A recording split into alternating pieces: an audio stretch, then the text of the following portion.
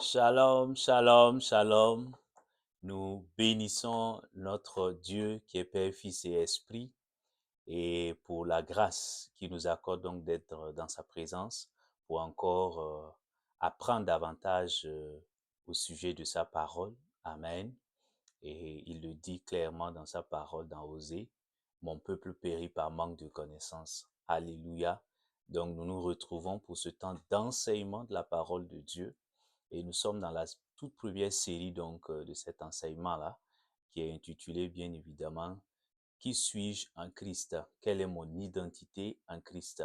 Nous avons vu donc le mardi passé, par la grâce du Saint-Esprit, que bien évidemment, ma première identité, je suis un enfant de Dieu, tu es un enfant de Dieu, lorsque tu reconnais l'œuvre que Christ a achevée, alléluia, et lorsque tu ouvres ta bouche, tu ouvres ton cœur et tu confesses véritablement, sincèrement, que Jésus-Christ est ton sauveur et ton Seigneur personnel. Amen.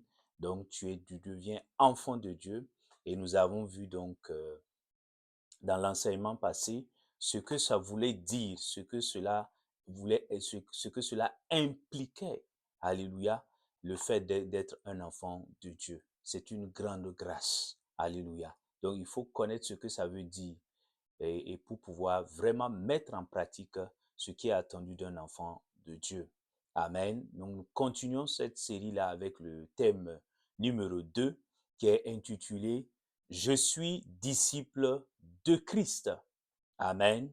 Je suis disciple de Christ. Et nous lisons donc la référence Jean chapitre 13, verset 34 à 35. C'est notre Seigneur Jésus-Christ qui parle. Il dit, je vous donne un commandement nouveau. Aimez-vous les uns les autres, comme je vous ai aimé. Vous aussi, aimez-vous les uns les autres. À ceux-ci, tous connaîtront que vous êtes mes disciples si vous avez de l'amour les uns pour les autres. Waouh! J'aime beaucoup cette déclaration de notre Seigneur Jésus-Christ.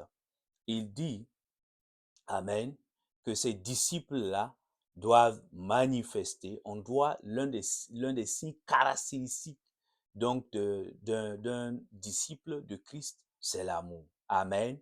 Donc ça veut dire qu'il y a des signes qui permettent de reconnaître qui est disciple de Christ et qui ne l'est pas. C'est pas une question de porter une croix, de ne pas porter de croix, d'avoir une grosse Bible, de ne pas avoir une grosse Bible, de porter les pailles religieux, les pailles de l'Église. Ce n'est pas ça qui permet de reconnaître.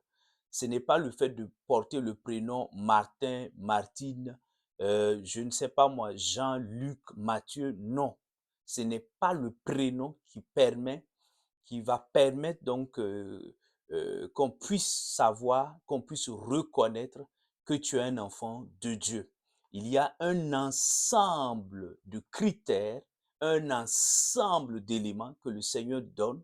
Et lorsque tu remplis ces éléments-là, alors on peut estimer vis-à-vis du Seigneur que tu es le disciple du Seigneur. Amen. Même lorsque les hommes, même lorsque les êtres humains ne pensent tout à fait le contraire.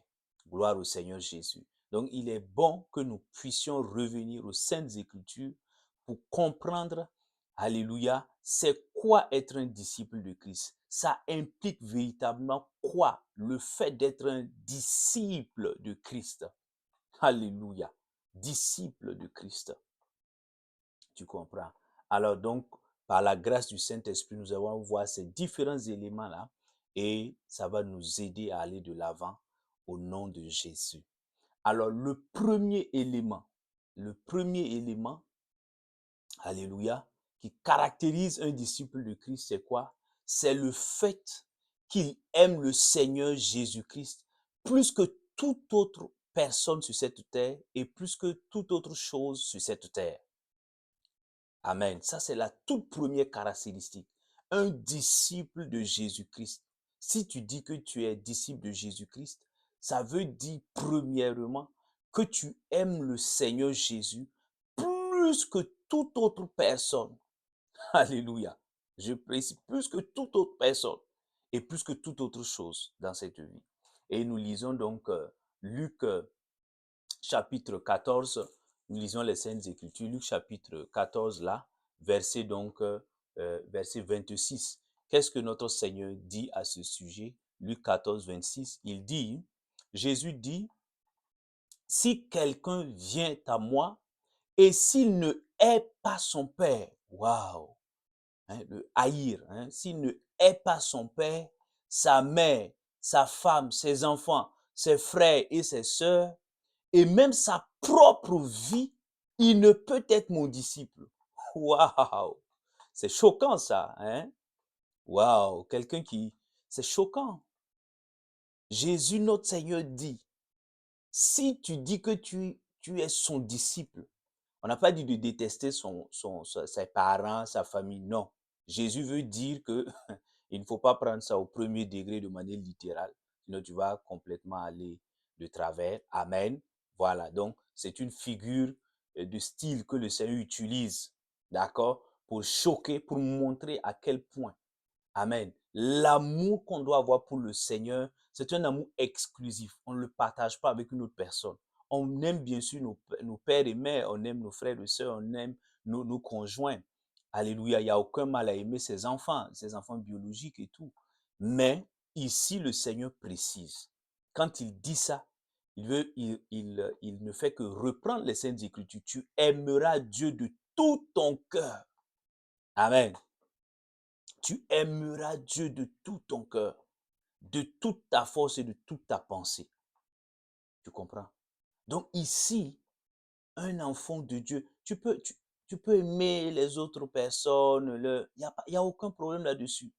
Mais alléluia, entre les deux, parce que aimer, c'est également obéir. Amen. Voilà. Si tu dis que tu aimes le Seigneur Jésus, tu lui obéis. Donc, entre le Seigneur Jésus et tes parents, c'est le Seigneur Jésus. Amen. S'il y a un choix à faire, alléluia, tu comprends.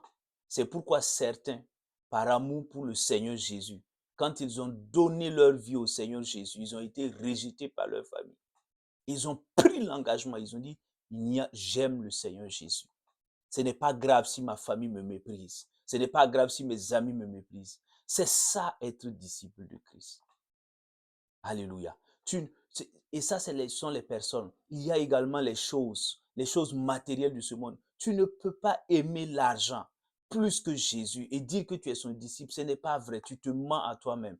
Tu ne peux pas dire que tu es disciple de Jésus et tu aimes les femmes, tu aimes les hommes, tu aimes la richesse matérielle, les choses de ce monde plus que Dieu. Ce n'est pas possible. Alléluia. Je prie au nom de Jésus que l'amour que tu as pour le Seigneur dépasse toute autre forme d'amour dans ton cœur au nom de Jésus. Que l'amour que tu as pour le Seigneur Jésus soit vrai, authentique et qu'il surpasse tout autre amour au nom de Jésus-Christ de Nazareth. Amen. La deuxième caractéristique, le Seigneur encore nous en parle dans la parole. Alléluia. Quand est-ce qu'on dit que tu es disciple de Jésus? Alléluia. C'est lorsque tu loues le Seigneur, alléluia, tu te mets à louer le Seigneur tous les jours de ta vie. C'est-à-dire que tu as une vie de louange. Alléluia, la louange est ton style de vie. Amen. Surtout dans les moments difficiles. Oui. Nous lisons cela donc dans Luc chapitre 19, verset donc 37. Luc 19, 37. Qu'est-ce qu'il est dit là-bas? Nous lisons les Saintes Écritures, Luc 19, 37. Il dit, Luc 19, 37,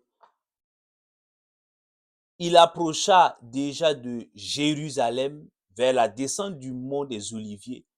On parle de Jésus.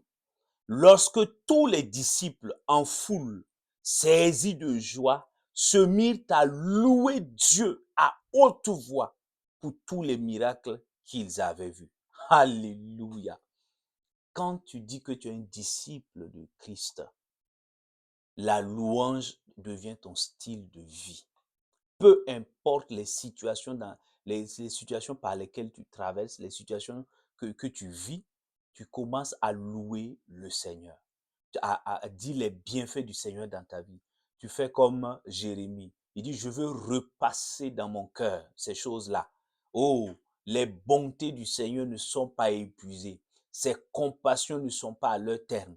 Elles se renouvellent chaque matin. Alléluia. Tu peux être dans une situation difficile, mais si quand tu es un disciple de Christ authentique, tu ne fais que louer.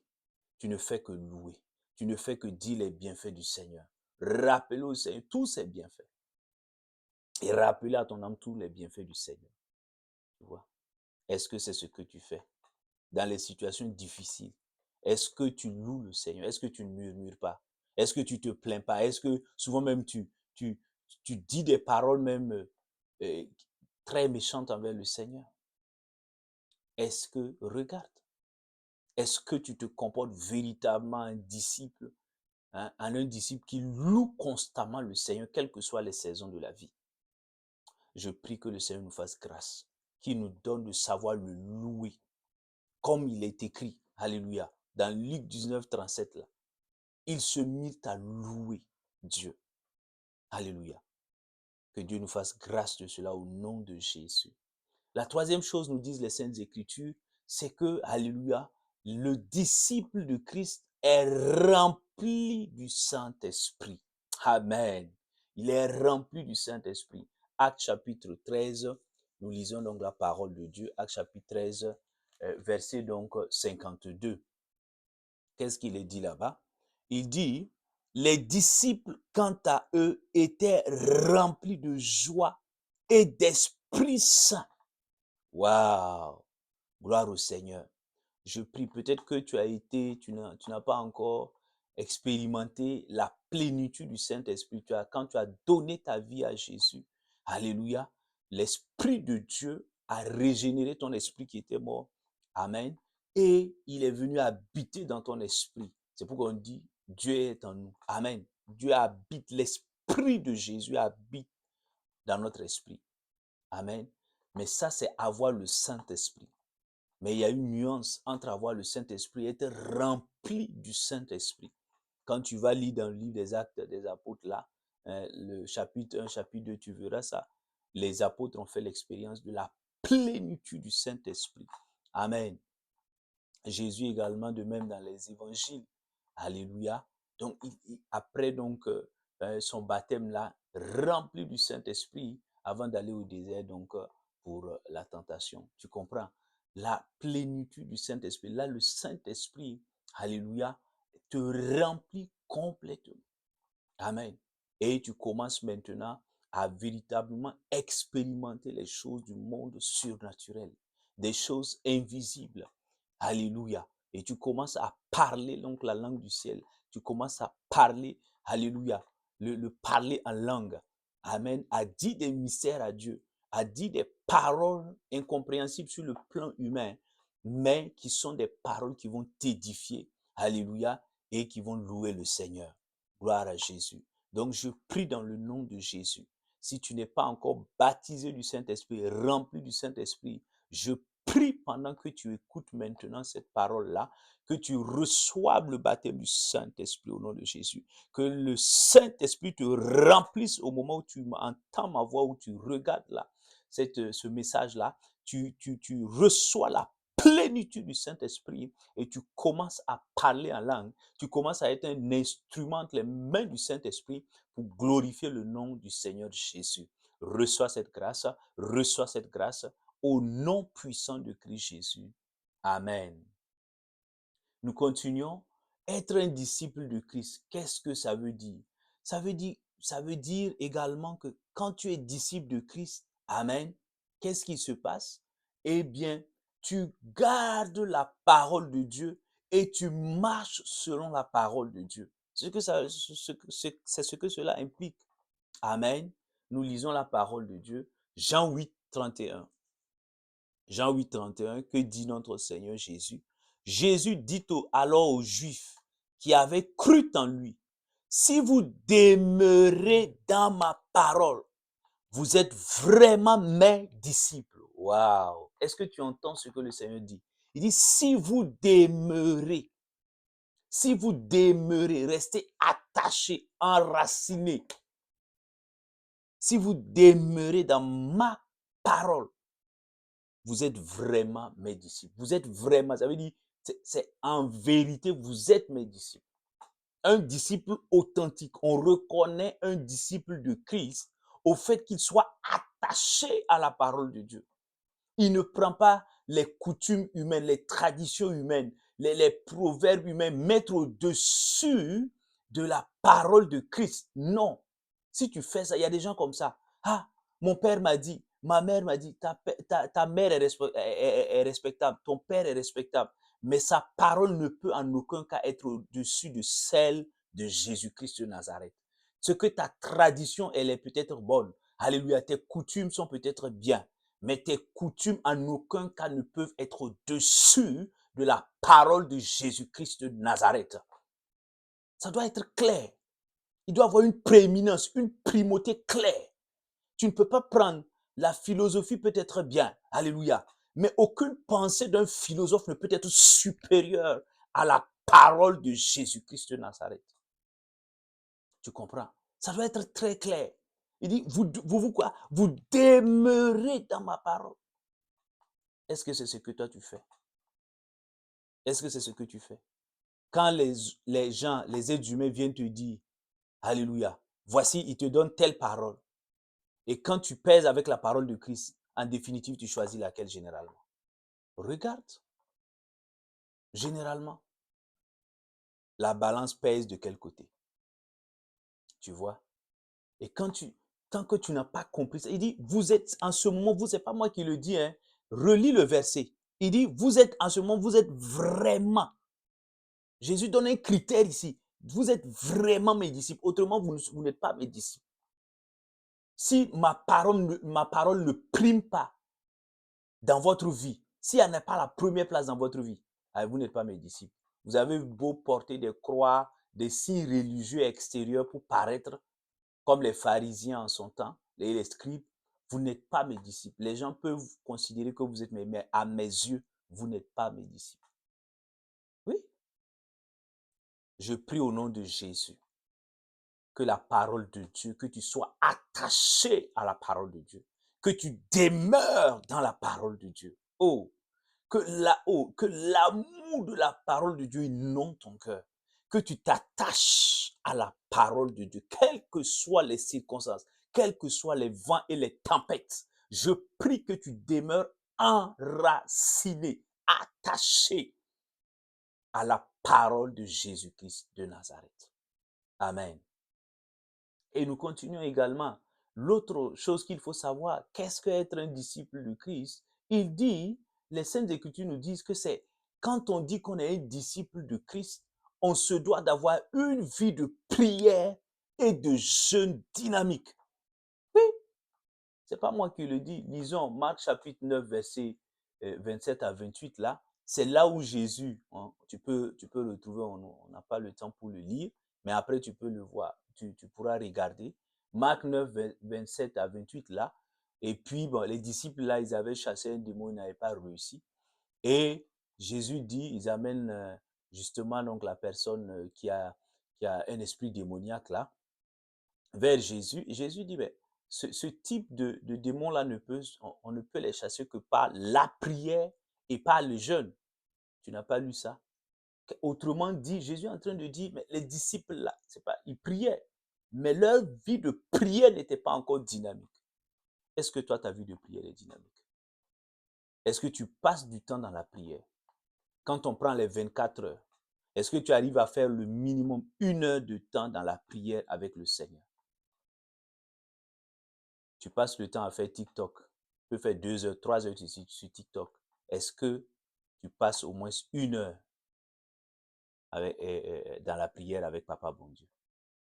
Il dit, ce type de démon ne peut sortir que par le jeûne et la prière. Tu vois? Quelle est ta vie de jeûne? Est-ce que tu arrives à jeûner? Combien de fois tu jeûnes pour chercher la face de Dieu, pas pour demander des choses au Seigneur, hein. Juste pour dire, Seigneur, j'ai soif de toi, je veux être encore plus proche de toi, plus intime de toi.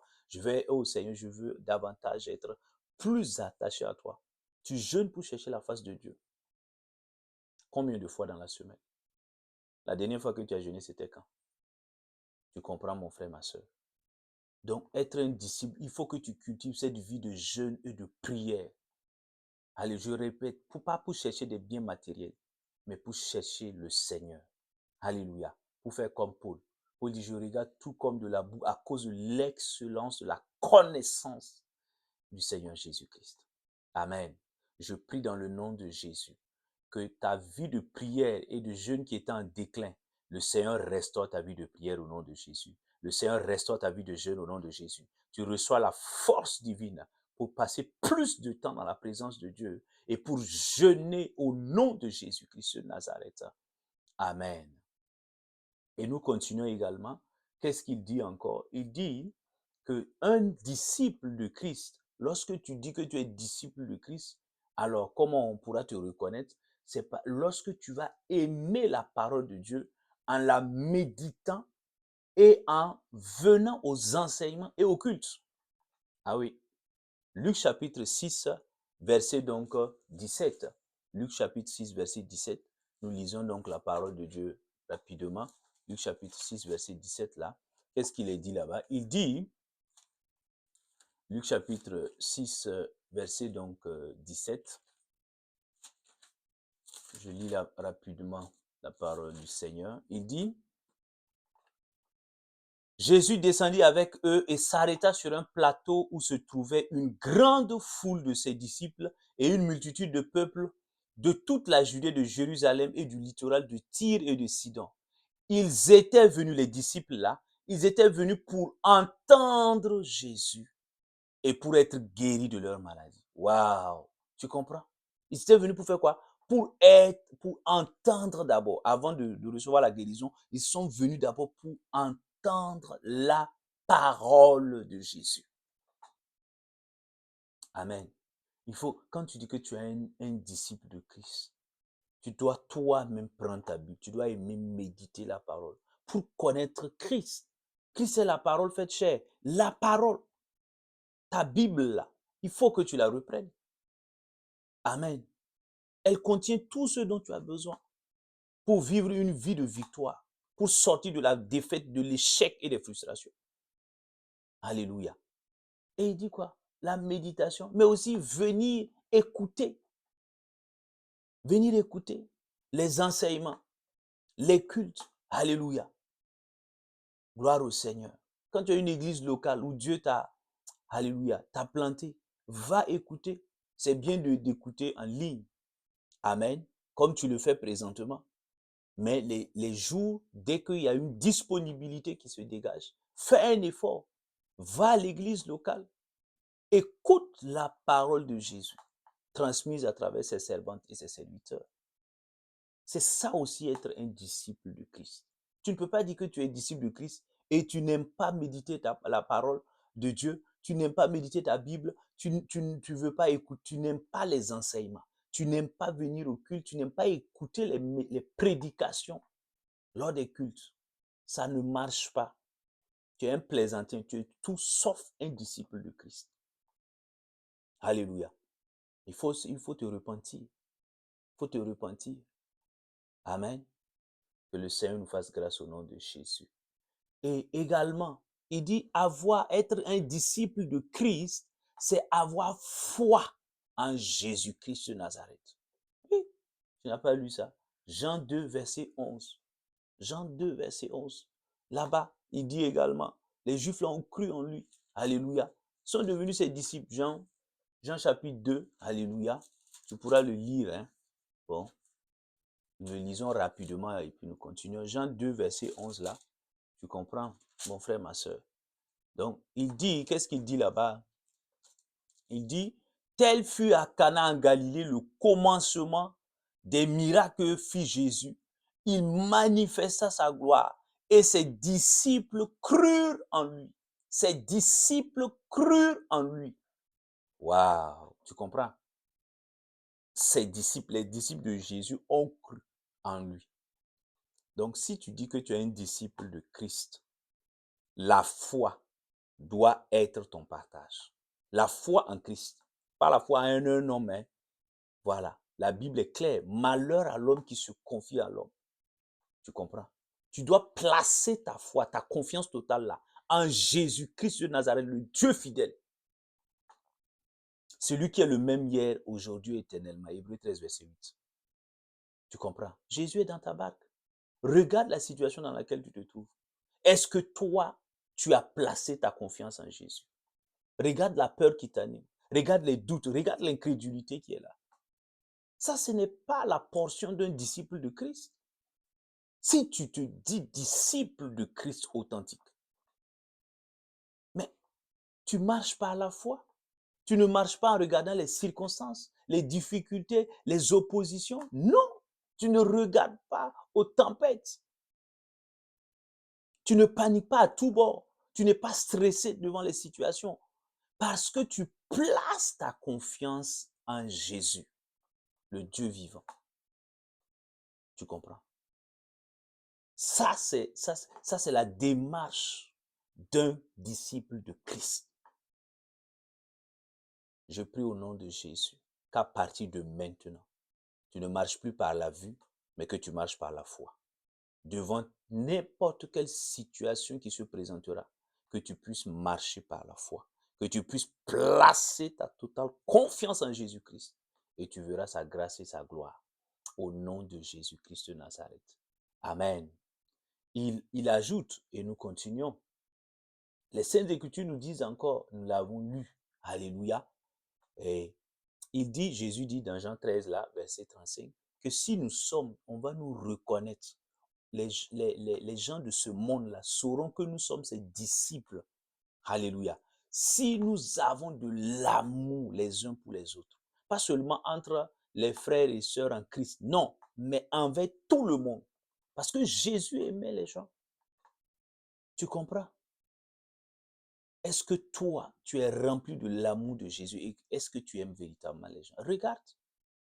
Est-ce que c'est l'amour qui est là, qui règne dans ton cœur? Regarde. La haine, l'amertume, la colère, la rancune. Regarde ces choses.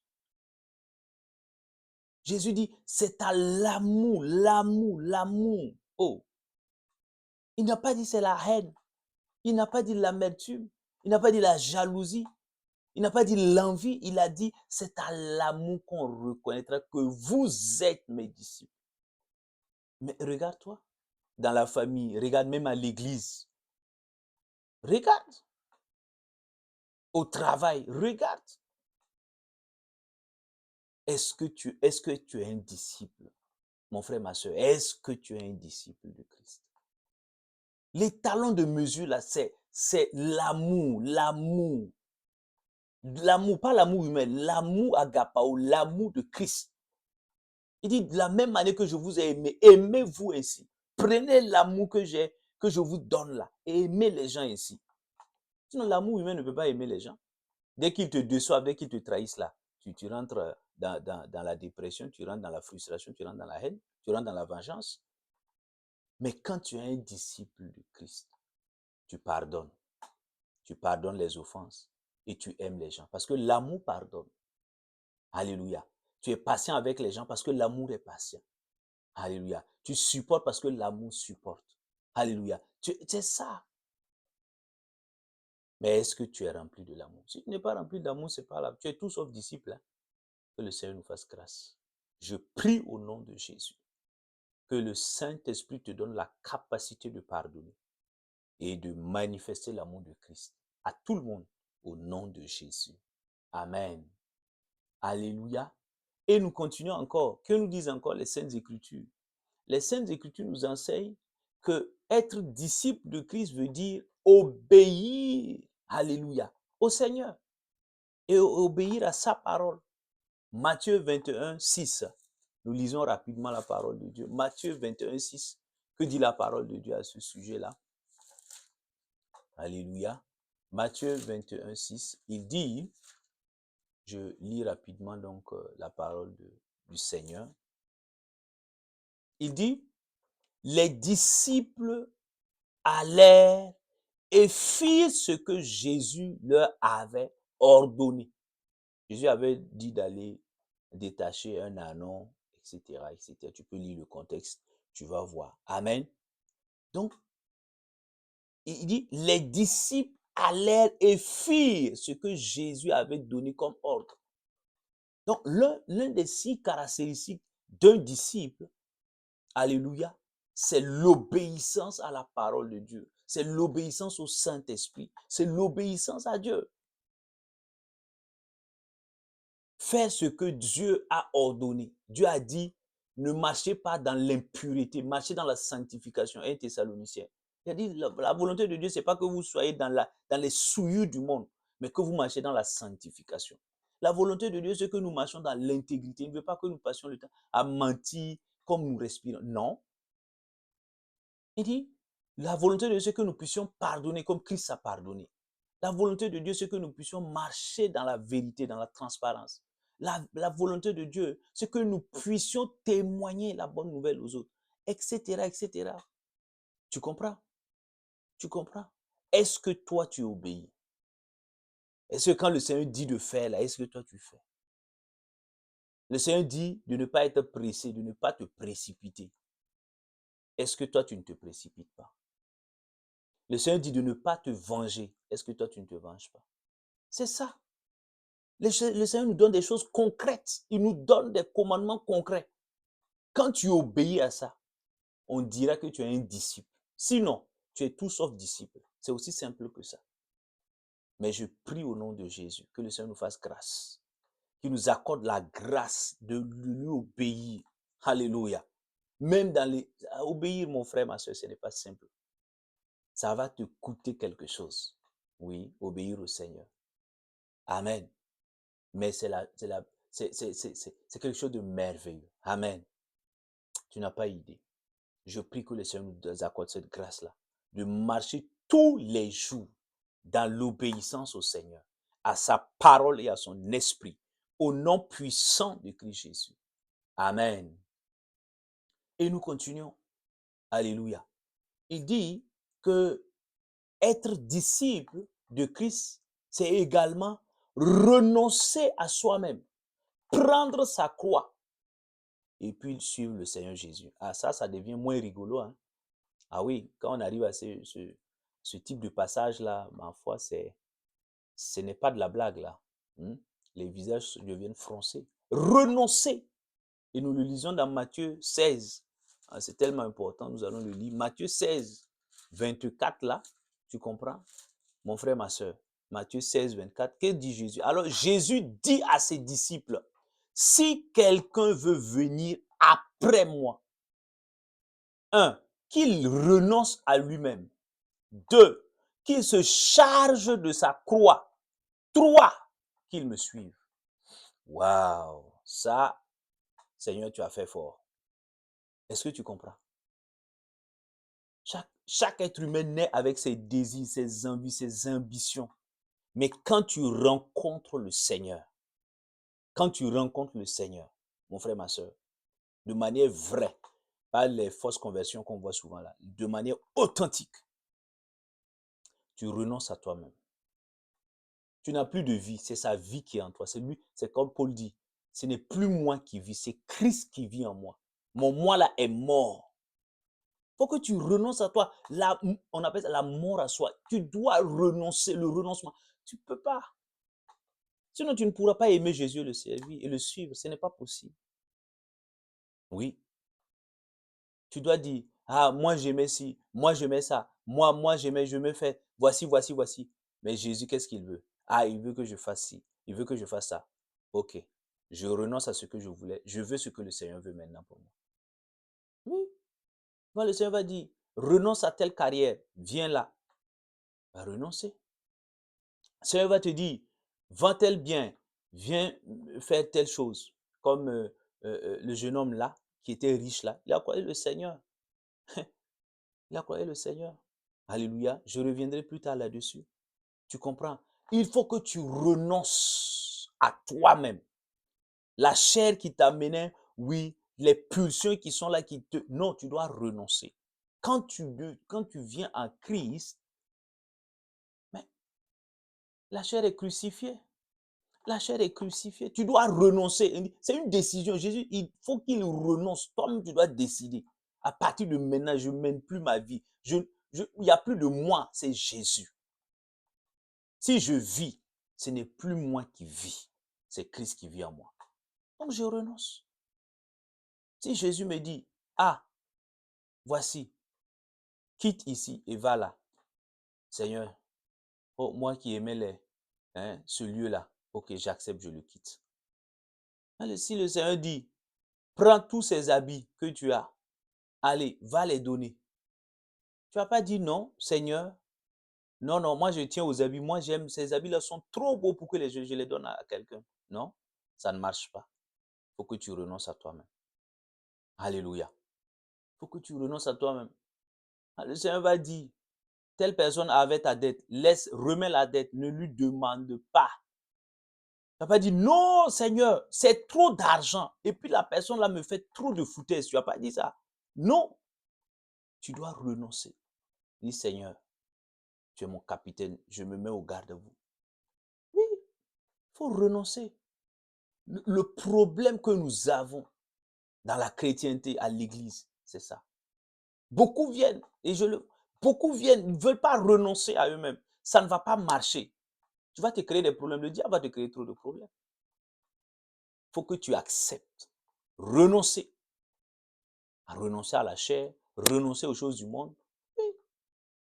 Tu es là, tu as des envies partout, tu envies tout le monde. Ah, ma soeur, mon frère, il faut renoncer. Renonce. Renonce au nom de Jésus. Parce que le plan de Jésus est le plus beau et il est le plan parfait pour toi. Si tu acceptes de renoncer, ce qu'il va te donner là, oh, tu ne sentiras pas que tu as perdu quelque chose. Waouh! Et il dit qu'il prenne quoi d'eux, qu'il se charge de sa croix. Suivre le Seigneur Jésus, là, ça ne sera pas toujours rose. Les gens vont te critiquer, les gens vont te calomnier. Souvent même ta famille va te rejeter, tes amis vont te rejeter. Ça sera ta croix aussi. Qui aime qu'on le rejette? Personne. Alléluia. Oui, ça sera une croix. Accepte, prends cette croix-là et avance. Et Jésus même va te demander de prier pour ces gens qui t'ont rejeté, qui t'ont fait du mal. Ça sera une croix. Est-ce facile de prier, de bénir des personnes qui sont en train de te dire du mal et de te souhaiter du mal? Non, ce n'est pas évident. Mais quand tu fais ça, waouh, quelle grâce et quelle bénédiction. Et il dit maintenant, il faut le suivre. Je prie que cela soit ta portion au nom de Jésus. Je prie que tu renonces à toi-même, que tu prennes ta croix et que tu suives chaque jour de ta vie le Seigneur Jésus-Christ de Nazareth. Amen. Et nous avançons. Alléluia. Il dit encore, dans la même veine et dans la même continuité, le Seigneur dit que être son disciple veut dire que nous devons renoncer. Alléluia. À l'amour, à la cupidité, l'amour pour nos biens là, on doit renoncer à ça. Alléluia. Il y a des gens tellement, ils aiment les biens, ils aiment l'argent, ils aiment le luxe. Alléluia. Lui dit de renoncer à ça. C'est mieux de le tuer en même temps, ça va finir comme disent nos frères ivoiriens. Alléluia. Tu comprends, mon frère, ma soeur? C'est ça. Renoncer. Et nous le lisons, Luc 14, 33. Luc 14, 33, le verset est tellement important que je ne... Alléluia. Il faut que tu lises ça pour que tu comprennes. Jésus qui parle, hein, c'est pas un pasteur, hein, c'est Jésus, Luc 14, 33. C'est Jésus qui parle. Tu comprends, mon frère, ma soeur? Écoute les paroles du Seigneur. Amen. Elles sont vie. Luc 14, 33. Qu'est-ce que Jésus dit? Il dit, ainsi donc, quiconque d'entre vous ne renonce pas à tout ce qu'il possède ne peut être mon disciple. Waouh, c'est catégorique, c'est radical. Hein? Me diras-tu, c'est radical. Radical. Le Seigneur parle de manière radicale. Alléluia. Il dit, si quelqu'un ne renonce, quiconque d'entre vous ne renonce pas à tout ce qu'il possède, ne peut être mon disciple. Tu comprends? Quel est l'amour que tu as pour tes biens matériels, les biens financiers, les richesses matérielles? Quel est cet amour? Regarde. Et je te prenais l'exemple du jeune homme qui a croisé le Seigneur Jésus, qui était très riche financièrement et matériellement. Jésus lui dit, ben, Il dit, mais comment faire pour entrer, pour avoir la vie éternelle? Jésus dit, mais il faut, vends tout ce que tu as et viens et tu me suis. Tu as lu ça dans les évangiles. Il était attristé, il n'a pas accepté parce il avait, son amour pour ses biens était plus fort que l'amour pour Jésus. Tu comprends? Et il est reparti comme ça. Il est reparti. Parce qu'il tenait tellement à ses richesses. C'était trop dur. Cette épreuve était trop dure pour ce jeune homme riche-là. Tu comprends?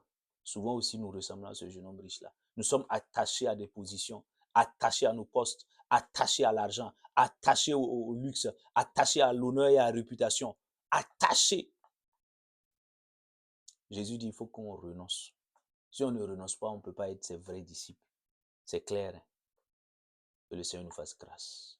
Je prie maintenant au nom de Jésus qu'il te donne de renoncer à tout, à l'amour que tu as pour ces biens-là, que tu renonces au nom de Jésus. Jésus n'a pas dit de ne pas chercher des biens, mais il ne faut pas que tu aies un amour, là c'est ça, la cupidité, l'avidité, c'est ça.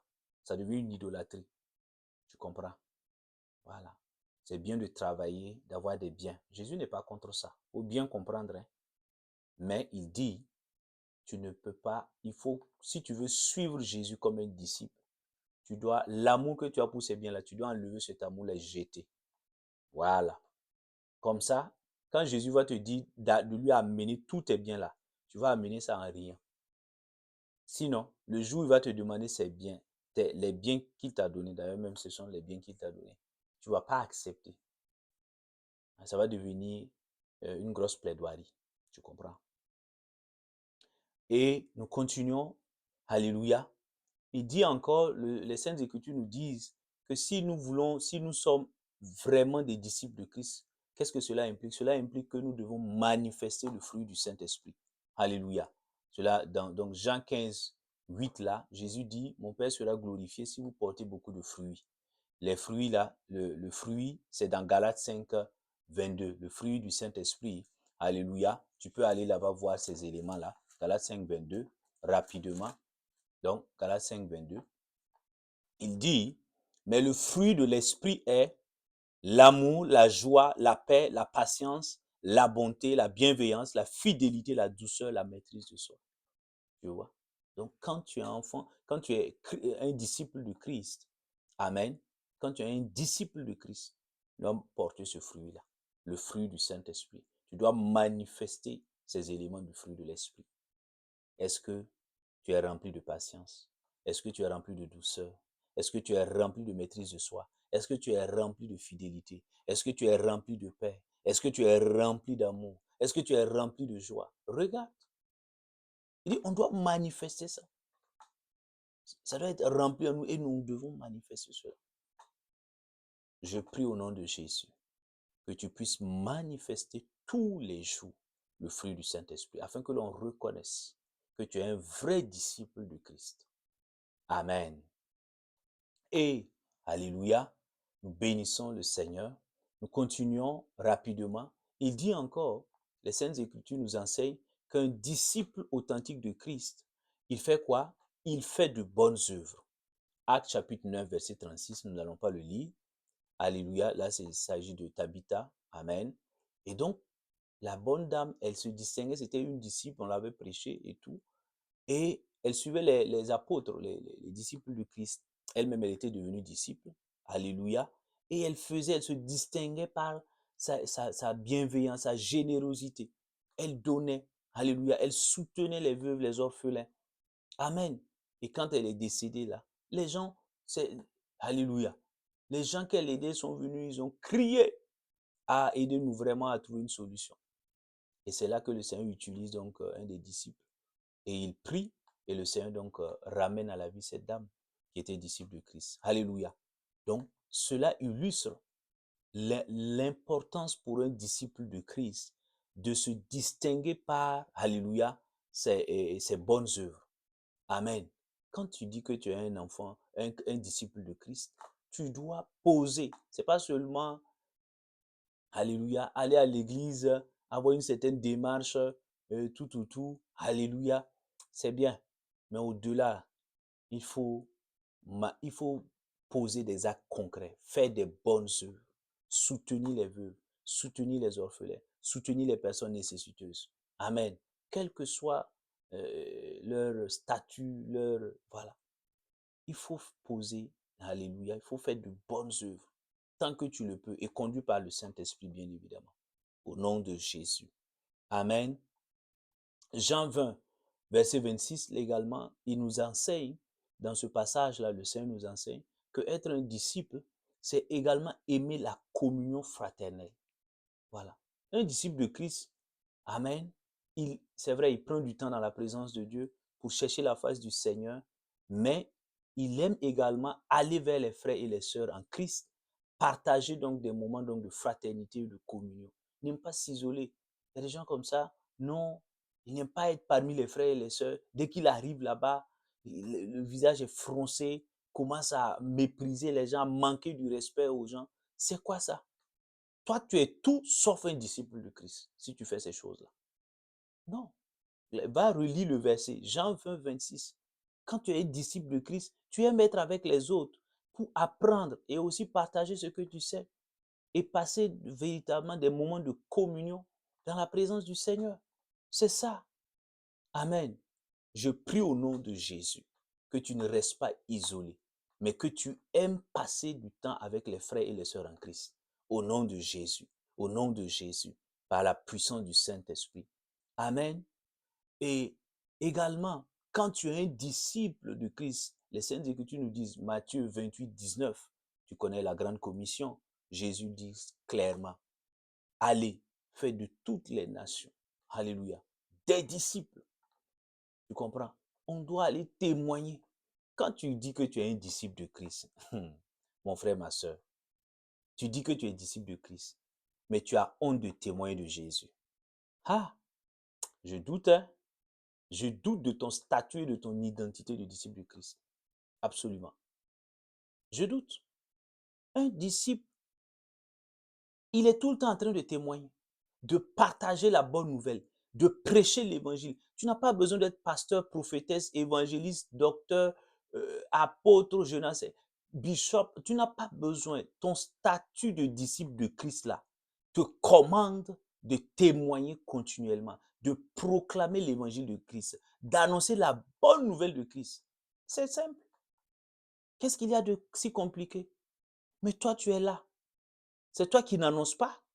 Quand tu viens écouter un message comme ça, ah oui, tu dis, mais le pasteur, il prêche bien. Mais tu ne vas pas le partager pour que quelqu'un d'autre écoute. Bon, de toi à moi, est-ce que tu es vraiment disciple? Est-ce que tu es vraiment disciple? Alléluia. Non. Nous devons nous repentir, évangéliser. Tu peux ne pas le dire, mais partager, c'est aussi évangéliser. Quand tu partages un témoignage d'un frère, d'une sœur, quand tu partages un enseignement comme celui-ci, une prédication d'une femme de Dieu, d'un homme de Dieu, tu es en train d'évangéliser. Il y a des gens, il y a des gens, Jésus nous a appelés pour que nous puissions gagner des âmes et en faire des disciples. Un disciple. Nous sommes sauvés pour sauver. Nous avons été faits disciples. Alléluia. Nous sommes des disciples pour faire des disciples. Est-ce que tu comprends? Tu ne peux pas te taire. Tu n'as pas le droit en tant que disciple de Christ de te taire. Tu dois témoigner de Jésus. Tu dois annoncer la bonne nouvelle de Jésus partout, au travail, sur les réseaux sociaux, partout. Tu dois l'annoncer. Parce que c'est ça, c'est la vie, la vie. Il y a combien de gens qui ne sont pas encore sauvés, qui périssent? Et toi, tu te tais et puis tu dis que tu es disciple de Christ, mon frère, ma soeur. Je prie que le Seigneur te fasse grâce, que tu sors de cette situation et qu'à partir de maintenant, tu commences à annoncer la bonne nouvelle de Jésus-Christ de Nazareth à tout ton entourage, sans honte, sans complexe, au nom de Jésus-Christ de Nazareth. Que tu puisses véritablement être celle-là, celui-là qui va parler, qui va partager la bonne nouvelle de Christ partout au nom de Christ Jésus. Gagner des âmes et en faire des disciples au nom de Christ Jésus. Amen. Et également, alléluia, lorsque tu es disciple de Christ, la Bible déclare, alléluia, que, alléluia, un disciple de Christ, qu'est-ce qu'il fait? et eh bien, il a un certain un caractère de discrétion. Amen. Quand le Seigneur nous donne des révélations, nous voyons cela, nous n'allons pas le lire, mais je le cite, Luc chapitre 9, verset 36. Le Seigneur permet à certains de ses disciples de voir certaines réalités du monde spirituel. Alléluia, d'avoir des révélations. Mais ceux-ci ont gardé le silence. Quand tu es un disciple de Christ, alléluia, tu dois savoir, amen, rester discret, discrète. Tu n'as pas besoin de tout afficher sur les réseaux sociaux. Non. Toutes les révélations que tu reçois, tu n'as pas besoin d'annoncer ça à de faire un direct pour annoncer ça à tout le monde. Amen. Oui. Être disciple, c'est savoir également rester dans la discrétion. Amen. Quand le Seigneur te parle, quand il te donne certaines révélations, c'est aussi ça, être un disciple. Mais ce n'est pas passer le temps à parler, tout ce qui... Non, il y a des choses que tu dois garder dans la discrétion. Parce qu'elles te concernent personnellement. Parce que c'est un temps de préparation. Alléluia. Je prie que le Seigneur nous fasse grâce concernant ce point-là au nom de Jésus. Amen. Et nous tirons vers la fin tout doucement, progressivement. Ici, encore un autre point. Les Saintes Écritures, et là c'est le Seigneur qui parle encore, il nous dit que si nous sommes ses disciples, il nous a donné autorité. Alléluia. Et nous devons exercer l'autorité déléguée qu'il nous a donnée. Pour faire quoi? Pour chasser les démons et pour détruire les œuvres des ténèbres. Luc chapitre 10, verset 19. Tu peux le lire. Tu comprends, mon frère, ma soeur. Tu comprends, mon frère, ma soeur. Tu ne peux pas avoir peur du monde des ténèbres. Quand tu es disciple de Christ, Christ est au-dessus des dominations, des autorités, de toute puissance. Christ est au-dessus de tout. Tu comprends? Et toi, tu es son disciple, tu es le disciple de ce Seigneur-là. Pourquoi vas-tu avoir peur? Et il t'a déjà donné, quand tu lui dis, je vous ai donné le pouvoir, je vous ai donné autorité. Tu comprends? Non, pas besoin. Alléluia. Dès que tu as un petit mal de tête, tu cours voir le pasteur, il faut appeler. Non. Alléluia. Prends autorité. Dis au nom de Jésus. Les maux de tête, vous cessez au nom de Jésus. Amen. C'est lorsque maintenant, alléluia, ça dépasse ton niveau, que tu te réfères maintenant au pasteur, à un homme de Dieu, à une femme de Dieu. Amen. Mais au moindre petit bobo seulement, allez, il faut contacter l'homme de Dieu. Non. En ce moment, tu n'as pas compris que tu es disciple vraiment de Christ. Il a donné l'autorité là, c'est pas seulement au pasteur, c'est pas seulement aux prophètes, c'est pas seulement aux hommes donc, qui exercent le ministère, c'est à tout disciple qu'il a donné. Tu comprends? Et tu es disciple, oui ou non? Je prie au nom de Jésus que tu sois conscient et consciente de cette réalité et de cette vérité spirituelle. Qu'à partir d'aujourd'hui, tu apprennes à exercer l'autorité déléguée en Christ et que tu puisses voir, bien sûr, la gloire de Dieu se manifester et que tu puisses voir le recul des ténèbres au nom de Jésus. Amen. Alléluia. Et Luc chapitre 6, verset 40 nous enseigne également sur l'implication, sur le fait donc d'être un disciple de Christ. Dans Luc chapitre 6, verset 40 là, alléluia, nous lisons ça rapidement avant de terminer. Gloire au Seigneur. Luc chapitre 6, donc verset 40 là, qu'est-ce qu'il dit? Nous lisons donc la parole de notre Seigneur, Luc chapitre 6, verset 40. Je lis rapidement. Il dit, le disciple n'est pas plus que le maître. Mais tout disciple accompli sera comme son maître. Waouh! Le disciple n'est pas plus que le maître. Mais tout disciple accompli sera comme son maître. Tu comprends? Par là, le Seigneur voulait dire, alléluia, que si nous sommes ses disciples, nous devons manifester son caractère, sa puissance, son amour. Alléluia. Il sera comme son maître. Alléluia. Oui, il sera comme son maître. Il sera à l'image de son maître. Jésus a marché, alléluia, rempli d'amour. Il a manifesté cet amour. Nous devons également en faire de même. Alléluia. Si nous sommes ses disciples, le disciple accompli sera comme son maître. Si Jésus a marché par la puissance, nous devons marcher par la puissance. S'il a marché par l'amour, nous devons marcher par l'amour. La dimension dans laquelle le Seigneur était, nous devons être dans cette dimension-là. C'est ça le verset. Le caractère de Christ. Alléluia. Nous devons manifester ça. Nous devons manifester ça. Parce qu'il dit, le disciple, tout disciple accompli sera à l'image de son maître. Je prie qu'il en soit ainsi dans nos vies au nom de Jésus. Que nous puissions être des disciples accomplis à l'image du Seigneur. Au nom de Jésus. Au nom de Jésus. Et pour terminer, Matthieu 10, 24 là. Alléluia. Matthieu 10, 24. Qu'est-ce qu'il est dit là-bas? Il dit, c'est le Seigneur qui parle, le disciple n'est pas plus que le maître, ni le serviteur plus que son Seigneur. Ça ressemble au verset précédent, mais la précision ici, c'est que le Seigneur montre que si le maître a souffert, s'il a subi des persécutions, des oppressions, des moqueries, des humiliations, il en sera de même aussi pour le disciple. Ah, ce n'est pas toujours agréable à écouter, mais c'est la vérité. Amen. Il dit, si on a fait ceci au bois vert, quand sera-t-il du bois sec? Et c'est nous, hein. Nous les disciples, là, c'est l'image du bois sec. Et Jésus était le bois vert, innocent, dans sa dimension homme. Tu comprends? Tu comprends? Donc, mais si on a traité Jésus, on l'a calomnié, on l'a injurié, on l'a traité mal, pourquoi toi tu te plains tout le temps? Pourquoi tu ne veux pas qu'on dise du mal de toi? Non. Il dit le disciple n'est pas plus que le maître. Ce que le maître a subi comme persécution là, toi aussi tu vas le subir, moi aussi je vais le subir. C'est comme ça, il faut l'accepter et puis tu demandes la force au Saint-Esprit de pouvoir tenir ferme et d'avancer. Tu n'es pas plus que le maître. Jésus, on l'a calomnié. Toi, tu ne supportes pas qu'on te calomnie. Pourquoi? Mais tu n'as pas compris que le disciple n'est pas plus que le maître. Amen. Je prie au nom de Jésus que tu puisses accepter que le disciple n'est pas plus que le maître. Que tu puisses accepter que ce que le Seigneur a subi, tu le subiras également.